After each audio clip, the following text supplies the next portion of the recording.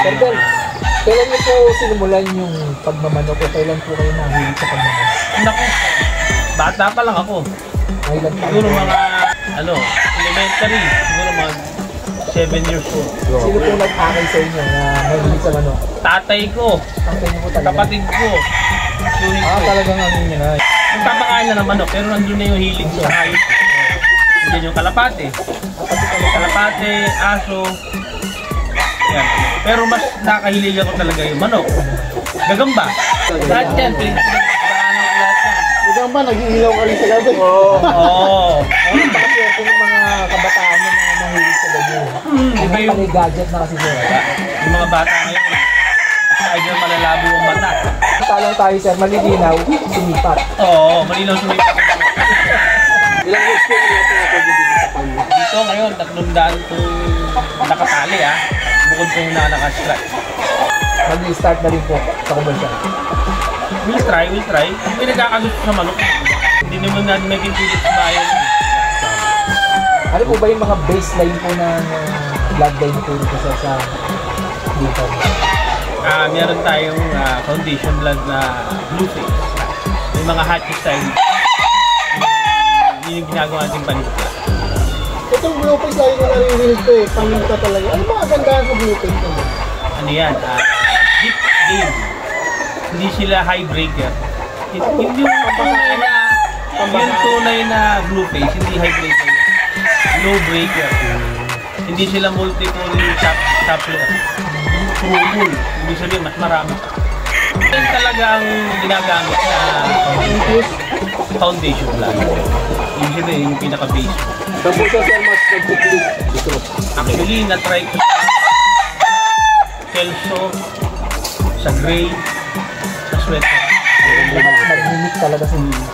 Actually, lahat ng palabas ko may blue face. Ba't yung McLean sir? Iba yung high action makina na tinatawag. Meron din ako dyan blue face. Bakit mo ba tinawag na blue face? Ano sila yung itsura nila. Kulay blue yung Hindi talaga sir. yung babae. Itim ang mata. Itim ang mata. Saan ka ba nag-originate sa mga blue face na yun? Hindi ako exactly sure pero sabi nila England. Dito po sa kanyo daw, sa farm mo, ano ba ang pinaka-natatatak na bloodline? Gray tsaka white. Eh yung mga white mo boss, ano yung bloodline mo? Ano yan? White Kelso talaga sila.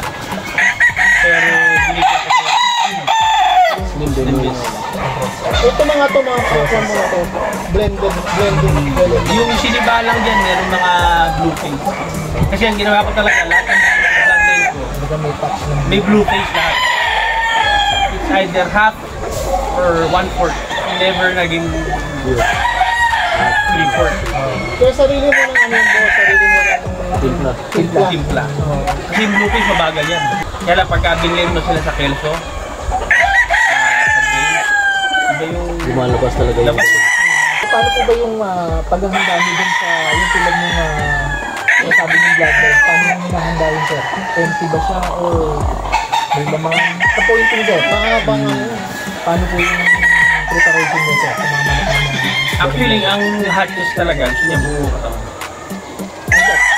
Sa pagpupoint naman, kahit empty, mas gusto nila empty. Talagang empty sir. Mas gusto ko sila empty. Kasi may mga manok sir na gusto may konting laman naman. Ay, iba gusto may laman. Round heads. Typically, yung mga gusto ng gano'n is either asin, easy. Mga easy, tsaka yung mga roundhead. May mga laman na Kasi yung roundhead may easy yan. mga oriental. Yung oriental style. Actually, ang Picom, galing yan sa oriental. Ang game chicken talaga is straight home. So, pagka nag-Picom ka, may blood yan na oriental. So, sir, ano yung mas gusto niyo sa yung Picom o yung straight comb? Actually, para sa akin, wala. Advice mo sir sa ating mga buyer na karamihan mga backyard pero sobrang dami yan nila eh. Anong ma-advise mo sa kanila kung saan sila mas prepare nila bumili ng materials? Mas maganda, bumili ka doon sa taong kilala mo. Hindi ka lulukohin sir, no? Oo. Kilala na... Hindi, para sa yung taong kilala mo talaga. Pagkakatiwala. Okay, binibigay sa'yo. Kumbaga, pag-aralan mo din eh. Kasi hindi naman porkit may pera ka, bibili ka na kagad ng manok. Kailangan yung pera mo, i-invest mo sa tama. So pag-aaralan mo, Hindi masasabi. bawa, kung sarado mo itong manok na to, pagkaya nitong ito eh, itong kelso na to, pag-aaralan mo ngayon, susubaybayan mo. Sino mo yung nananahan talaga na merong kelso? Diba?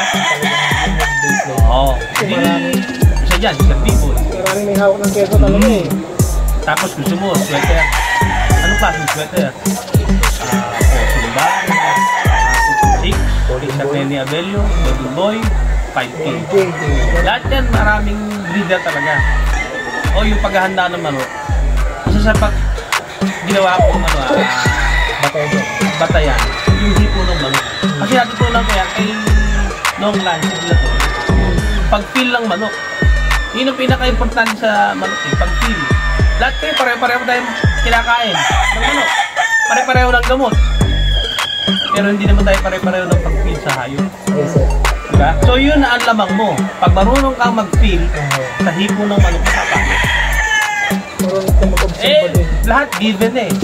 Given yung tuka, given yung manok, given yung gamot. Pare-parehas lang din. Lahat. Diba? Lahat may access na. Pero yung gut feeling, Diba? Tsaka yung keen eyes pag-pili naman. Yung head natin kasi, sign of dryness yan. Dryness na kaya nag-head natin yan. It's a sign na dry yung manok. Naiirita siya. Oo. Parang ikaw, diba? Dehydrated lang siya. Parang may ano, Ganun yun. Yung head natin is a sign of dryness ng manok. Kasi pagka pinupoint mo ang manok, kinokontrol mo yung moisture intake. Tinatawag. Siyempre, yan yung tubig. Diba? Diyan makikita yung parang magaling na point. Diba ang conditioning sa pera? Malapit ang tanggap na ilan. Kasi yung pag-condition, sabi nila, kahig, usual. Pare-pareho yan. Kaya nga sabi ko, ang iba ang kalamangan nung marunong humipo naman. Alam nila yung manok na matubig. Yun ang, alam mo, kanina ako natuto dyan. Yung manok nila sa Patrick. Siguro ano pa lang ako noon. College days. Ang ginagawa ko, pag nanalo yung manok nila, walang sugat, hipo yung manok. Kako sabi ko yung handler, ako idol, baka pwede mahipo yung manok. Pag-aaralan ko yun. Magdaan na bukas eh. Memory. Yan ang mahirap bayaran. Oh, ano na yun sir eh. Mag-recall na yun sir eh. I-memorize ko yun yung hipong ganun. Yes sir, nakahipo kayo ng manok ni Sir Anto. Ano yun, dati yung college days ko, talagang Tumatak na sir, hindi nyo na nakalimutan. iba yung ano eh, may memory na sa bungero eh. May photogenic memory, diba? Yun, talagang nung hinipo kayo talagang ano, ganito pala talaga. Tapos yung hipo nung paano manok, ito pala yung sinasabing mainit. Kailangan di Ito yung mainit. sinasabing mainit. Doon mo mararamdaman, maring matatak sa isip mo. Yung dapat.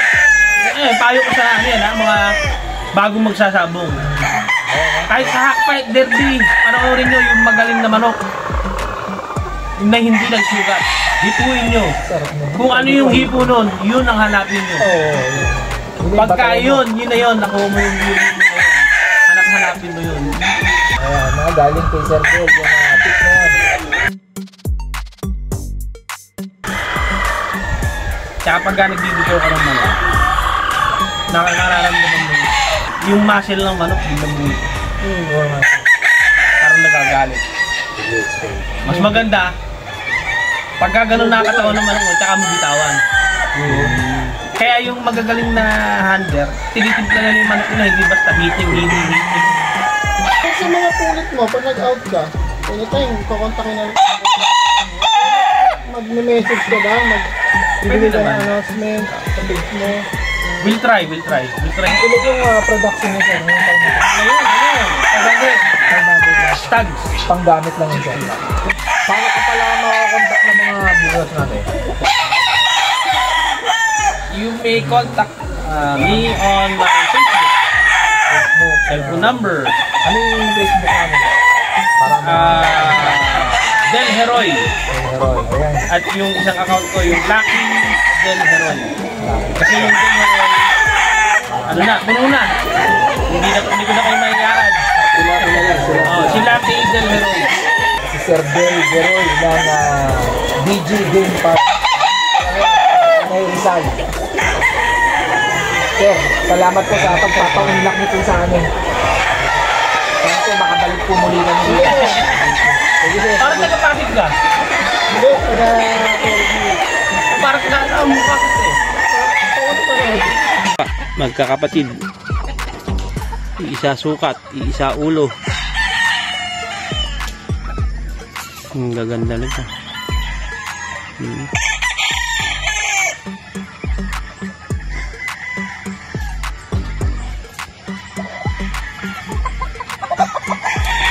Magkakapatid. Ayan.